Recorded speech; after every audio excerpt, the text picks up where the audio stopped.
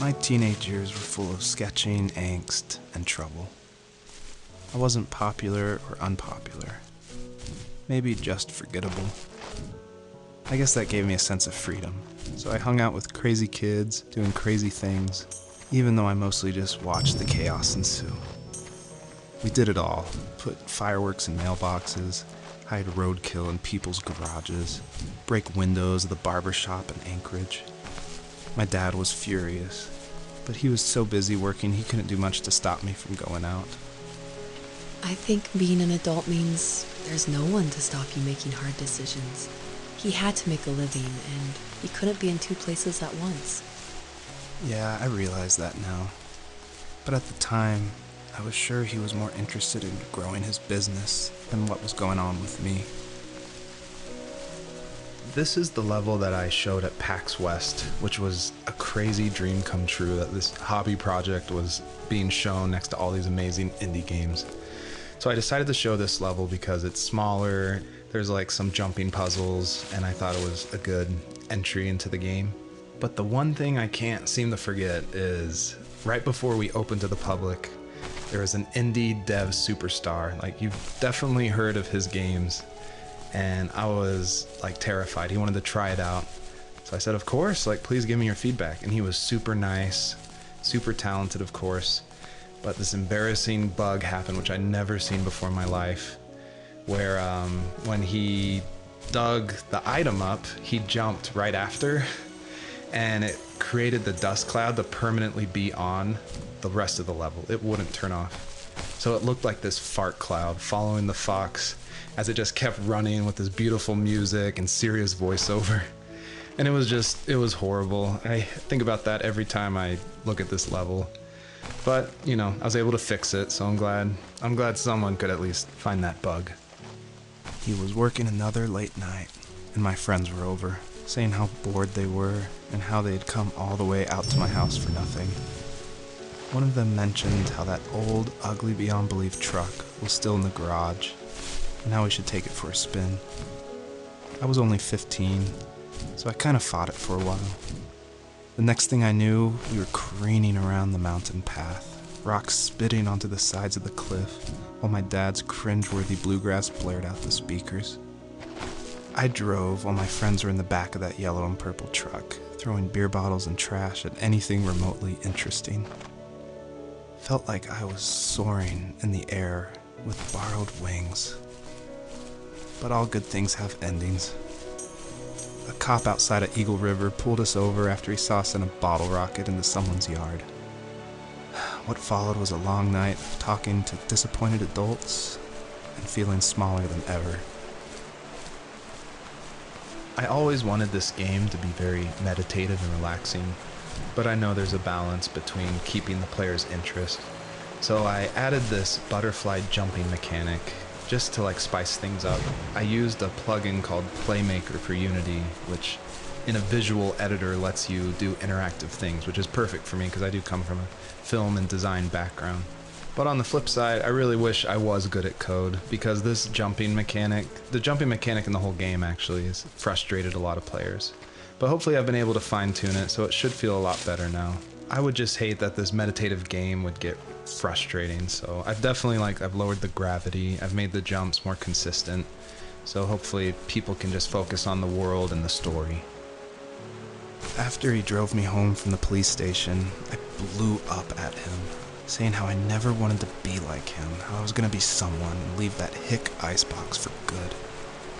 He just looked forward at the road with tired eyes. I took out that bluegrass tape from the cassette deck and chucked it out the window. In my sage teenage wisdom, I thought I proved the ultimate point, but my dad had a different idea. He slammed the brakes, slowly bowed his head while gripping the steering wheel, and finally looked at me. All he said, like it was a polite request, was, "Make this right."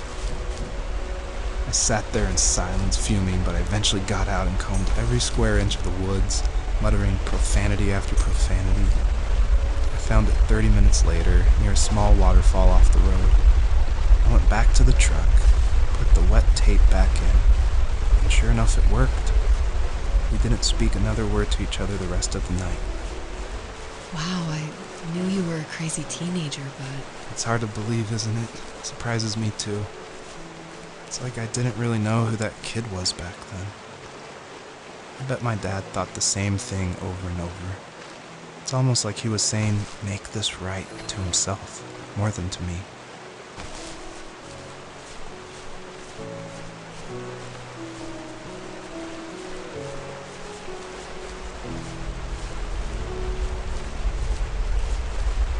My friends would laugh about that night and talk about how crazy it was.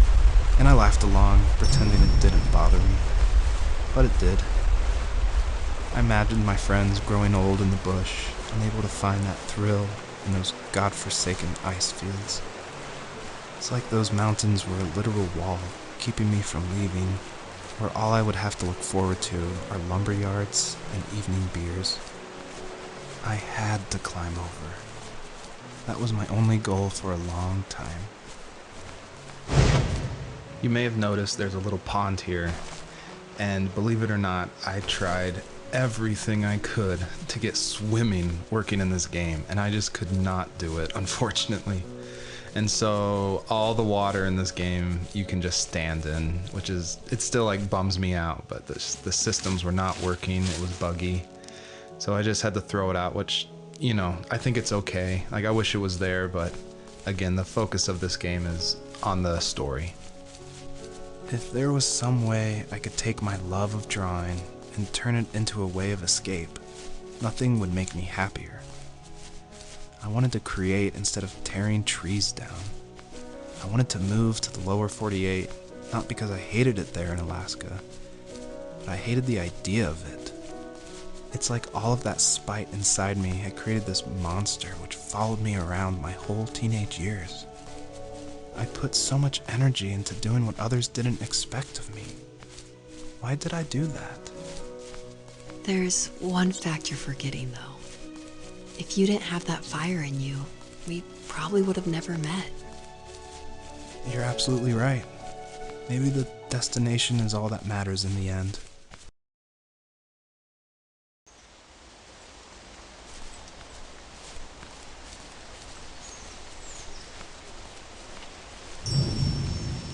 I did want to do something a little different with this level. I wanted it to be more open world feel, and that there was something blocking your progress. So it did encourage people to look closely and see how to unlock this blocked way. And I do like just walking around this level and listening to the beautiful music by Josh Kramer. His work really sets the mood for the whole game.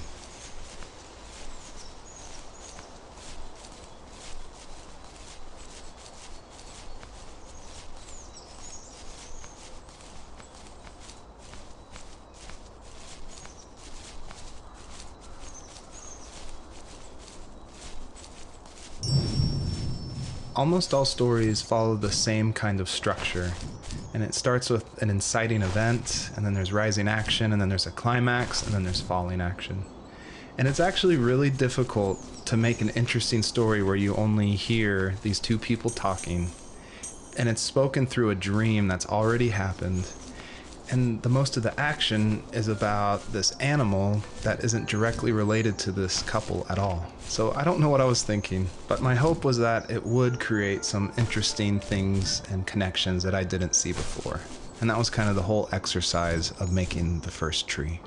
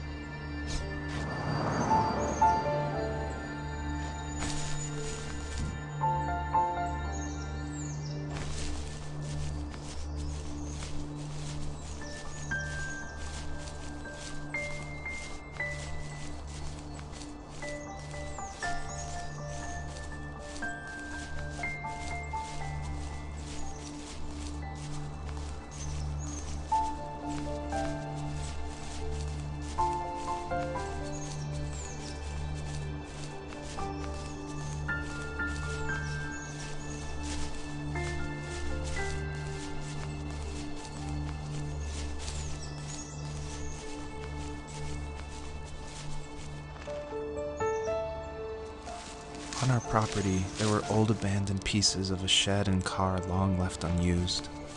I used to ask him all the time who those people were that left all this junk, and I'm sure he got so tired of hearing it that he made up some elaborate stories how a brown bear ate them and haunted the woods afterwards. What's funny is I think it made those people seem more real, growing up thinking they were still hanging out like they couldn't say goodbye. I used to tell my friends how I could swear I saw spirits move near the water, and that always freaked them out. I guess it didn't bother me, because the way I saw it, they were normal people with old cars and sheds, just trying to figure out how to survive and be happy in the middle of nowhere. It was a cool thought that they didn't want to leave, but you know, I was a weird kid. Well, you had good company since those ghosts like living in a place where they were brutally devoured.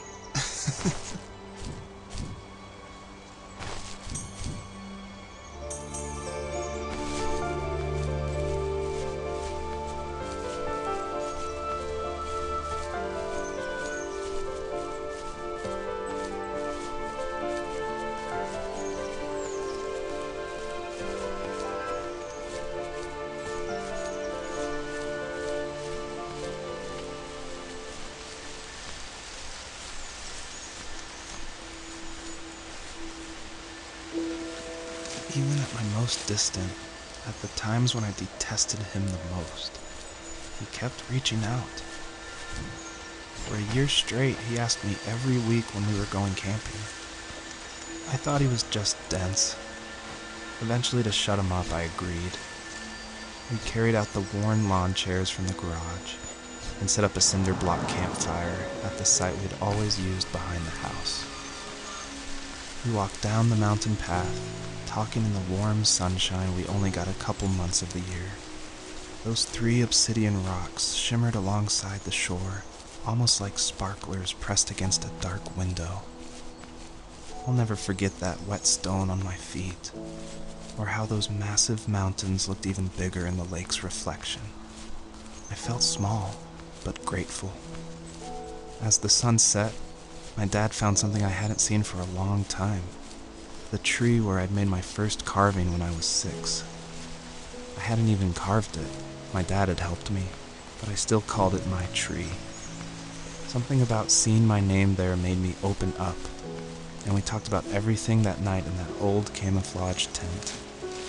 I told him how much I loved sketching and design, and how it would be a dream to study architecture in Seattle. I told him how I didn't get along with my friends much anymore, but that I didn't mind being alone. He told me he was there for me, and he joked that if all he had to do was write my name on a tree to finally get me to talk, he would have left me carved logs with novels on them in front of my room every morning. I don't know why it took me that long to realize it, but it was then I knew how much he had sacrificed for me. My dad built a lot of stuff in his free time. If he wasn't watching fly fishing or reading Tom Clancy novels, he was carving something.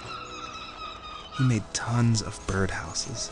Not that he was into bird watching, but I think he really missed working and adding on to the home.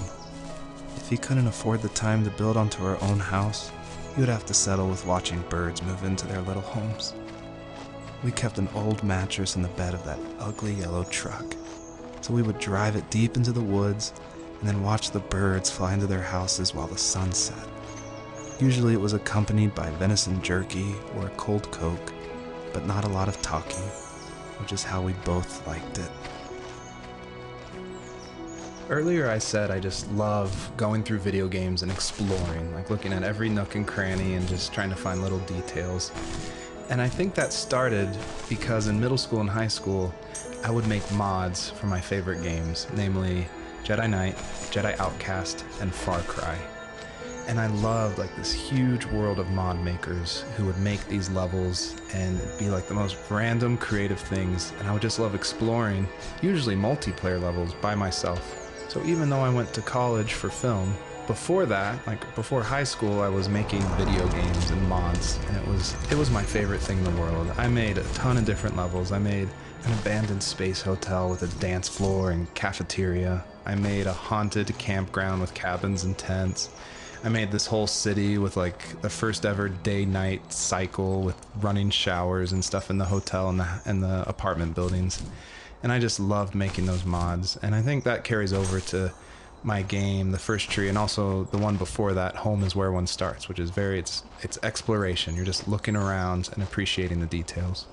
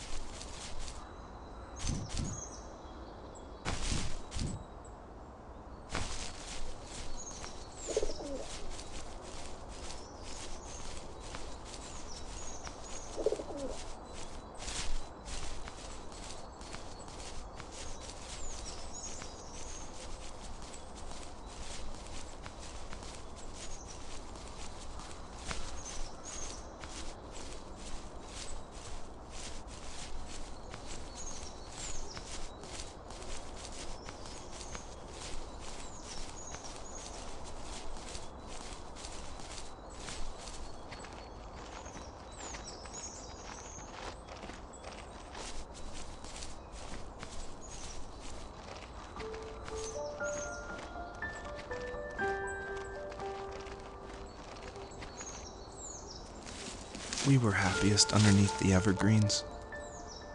We decided it was time to finally map out the hundreds of acres we lived on just to pass the time during the summer. He was only free in the evenings, so I would spend the day wasting time on dial-up internet and sketching, and then we would rush into the woods, pen and map in hand, before evening fell. Sometimes, the aurora borealis would cast a cold green glow on the mountainside, and we would finish our route underneath a twilight sky. Sometimes I was lonely during those summer days, but there was comfort in the routine. A lot of teenagers aren't looking for the daily grind, though. There's nothing wrong with wanting to get out, to leave your childhood home. You wanted to progress, to make something of yourself. Yeah, you're right. That house. I'm sure it's the same as how I left it. But then why does it feel so different? I doubt you're the only adult to have looked back and asked that question.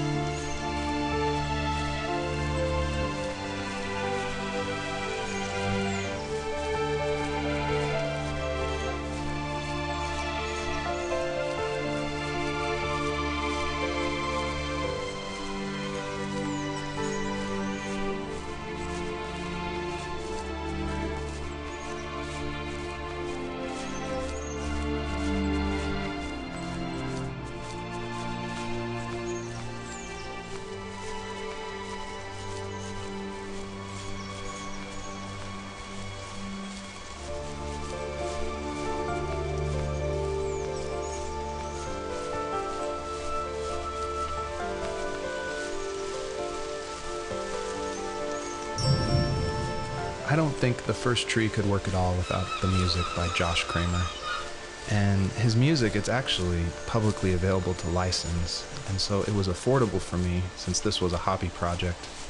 And it's something I like to tell new indie developers all the time, like, you can't afford that composer, you can't afford a full-time programmer. You need to cut corners and finish your game, and the way to do that is to use these amazing publicly available assets that anyone can purchase and license. And so his music is incredible, and I actually haven't talked to him that much. I've just emailed him, but his music was nominated for Most Emotional Music at the Emotional Game Awards in France, and he's just a really nice guy. And I think there's so much amazing content out there that if you're thinking of making a game, like, look around and see what you can make work on a tight budget, because it worked really well for the first tree. The perpetrator stood nearby, unfazed, like nothing was wrong. My dad is dead, and he's never coming back, Rachel. I can tell you these stories, but I can never reminisce with him again. He can never hold a grandchild that we'll probably never be able to have. I can never talk to him again, and I'll never be able to say I'm sorry for everything. It was really important to me that the wolf in this story that takes the fox's cubs, that it wasn't explained at all. Like, it's just this entity that's in the background. And of course, it's supposed to represent something bigger than a wolf or even the fox. It's supposed to represent like the specter of death. And it comes when you least expect it. There's no justification. He's just there, always watching.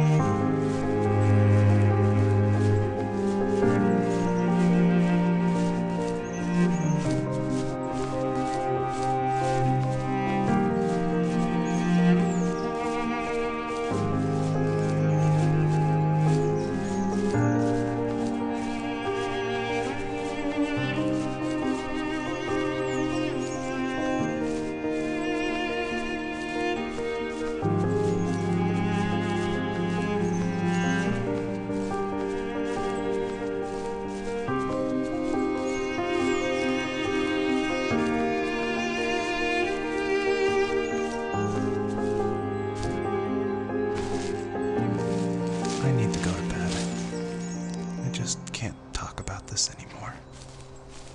Good night.